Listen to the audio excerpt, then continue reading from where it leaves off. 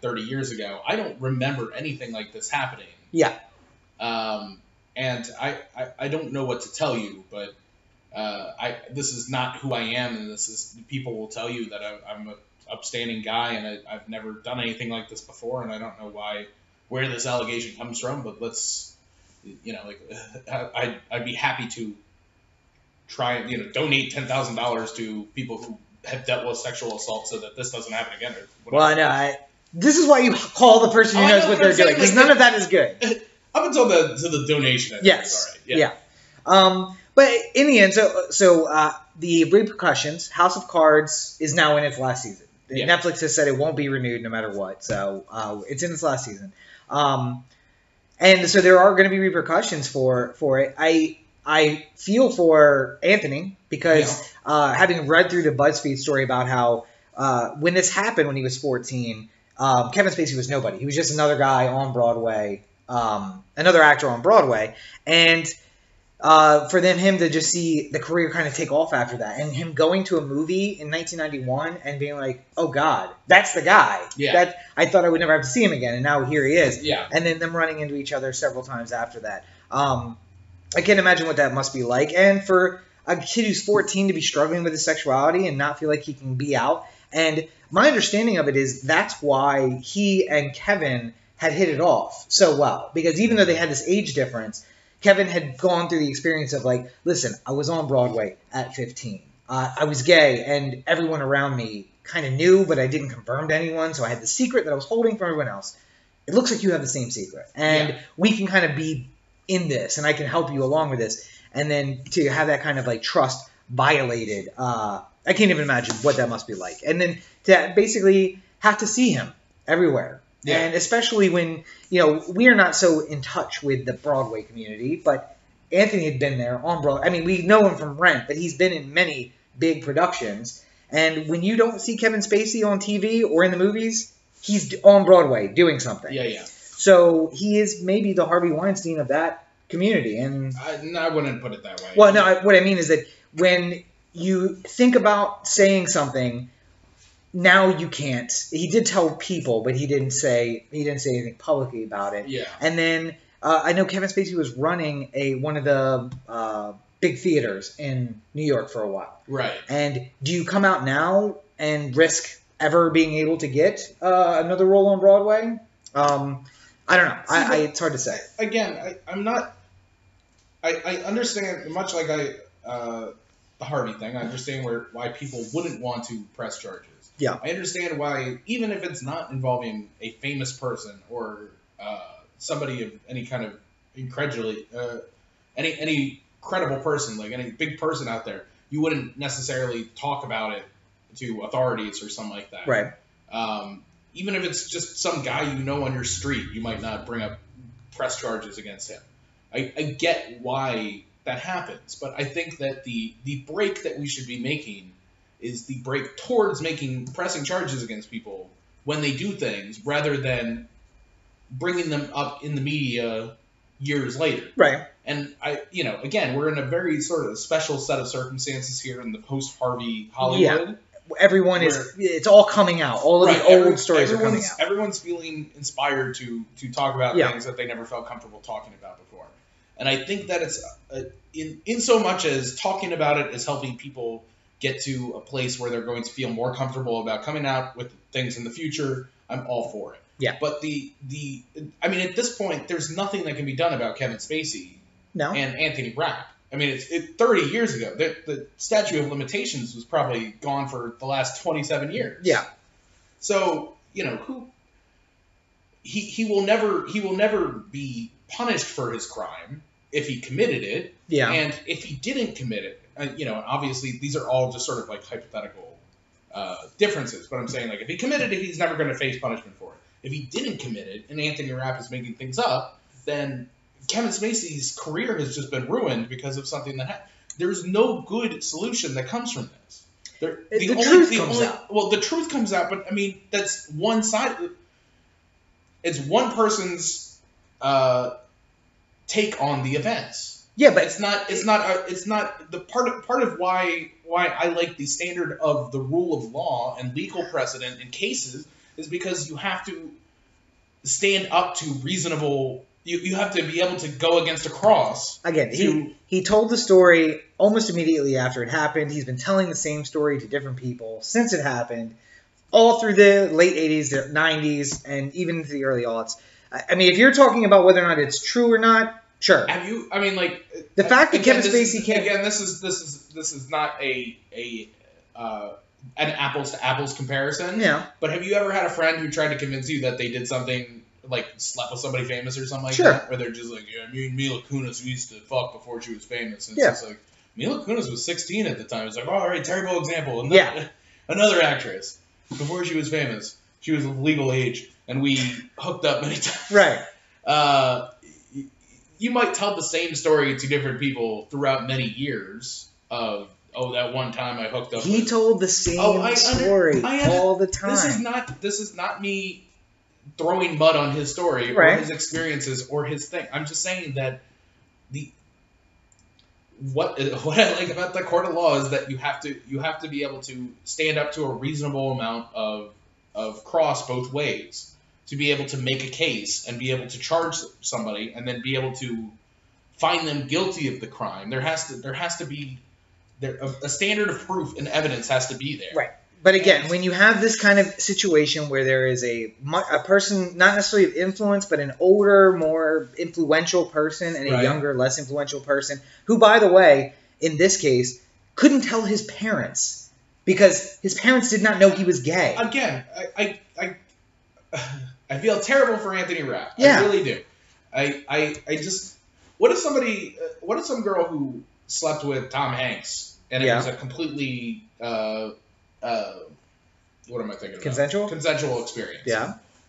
Decides that fuck Tom Hanks, I'm just gonna railroad him many years later and says that the sex that we had wasn't consensual and he raped me and I feel terrible ever since. And she's told other people throughout the years that Tom Hanks raped her, and now if it's a 15-year conspiracy, I mean that defies logic. That someone tells this story for 15 years and it's not true. And again, this is not me trying to cast aspersions on 30. This is not me trying to cast aspersions on Anthony Rapp or his story or what has happened here. I think that if everything that's being reported by Anthony Rapp is true, then Kevin Spacey is a real dirtball and should be lumped in with every child molester that has had their image ruined throughout the history of Hollywood. Well, because side note, the reason he came out was to differentiate himself from a pedophile. That's essentially what he did. Because he didn't want people to think that he was into Anthony Rapp because he was a child. He was into him because they were both closeted gay men.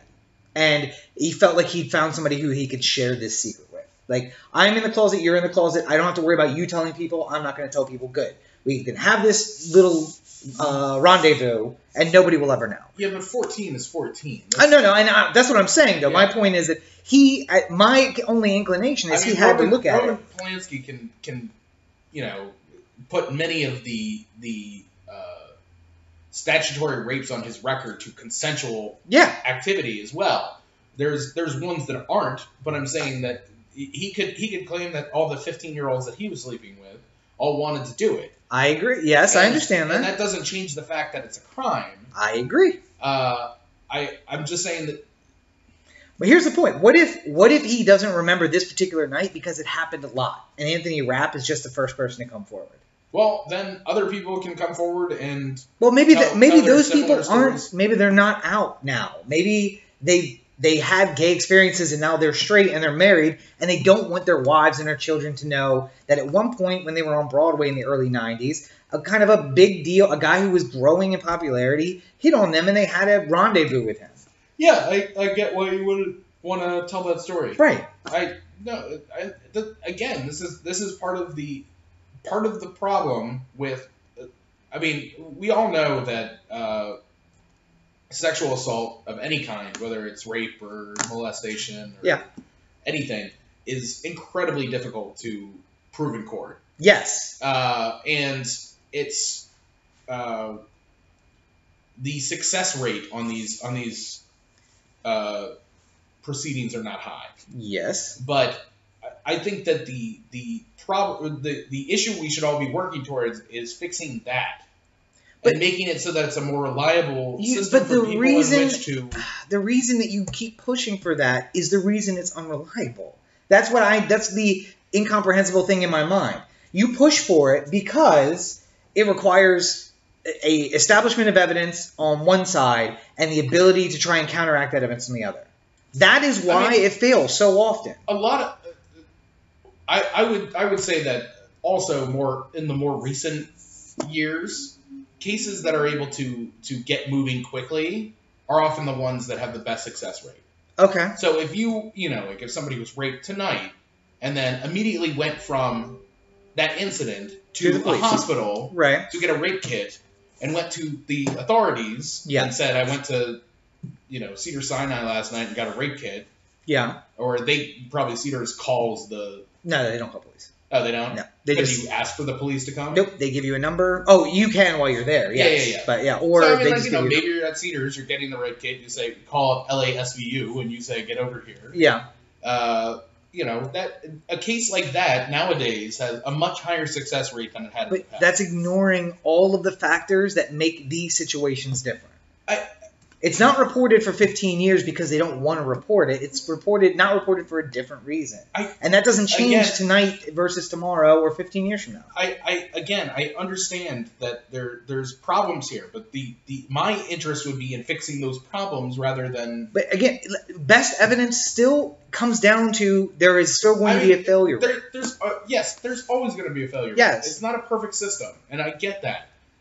If you have Kevin Spacey on a perp walk, though, and you have Kevin Spacey being charged with this, and you have Kevin Spacey every day in court trying to defend himself, and people coming out, tweeting information about what's going on in the court case, then you get a better idea of Kevin Spacey's guilt or innocence. Just because OJ is technically innocent doesn't mean that people think that he is actually innocent, because we heard the evidence. We realized what went into making that decision happen. How, in your mind, is the daily drudges of a 6-week trial somehow better than an allegation about something that was made that may or may did happen 30 years ago? Mm. How is that different, and how is that better? How is it better to have a 6-week trial today about it than having a single day of allegations, which because if there was not evidence that it happened, then the story would die quick. The BuzzFeed article that mentions it talks about how he told this story in 1989. We've confirmed it with this person. He told the story in 1990. We've confirmed it with this person. It was told in 1992. We confirmed it with this person. And that helps the credibility of Anthony Rapp's story. Yes. And that is why I am inclined to believe Anthony Rapp in this situation, in which we don't have anything else to go off. Yeah. We don't have charges. We don't have a judgment of any kind. All we have is, in a legal sense, hearsay about what is going on. You don't have hearsay. No, you have direct testimony by the victim. And but that testimony, not having the opportunity to be cross-examined. Why not? Kevin Spacey has the opportunity to put out his version of events. He did. Again, that was a very bad move. But I'm saying, let's get to the point where people can feel comfortable enough to at least get the things done. Like I hear so many people who work in forensics say that the number one best thing that you can do is if an incident like this happens, go to the hospital. Get the rape kit. None of this matters now. But you don't have to go to the police right away. You don't have to talk to somebody right away. But understand that waiting, that time spent between when the incident happened and when you might decide to press charges is making it more difficult for the case to be prosecuted. How much would forensics have helped the case with Anthony Rapp? None, because there wasn't any direct. Right. Yeah. So that's my point. Is that also you're looking for. Anthony Rapp had gone to the police the next day and said that this person had seen Kevin Spacey walk with me into the room by ourselves because I made eye contact with him in the hallway. That might be a transient detail that you don't remember a week later, but it's something you remember a day later. You remember making eye contact with this guy. The standard that you're setting is unbelievably high, and it's not. And you're looking. What you're saying is, let's change things.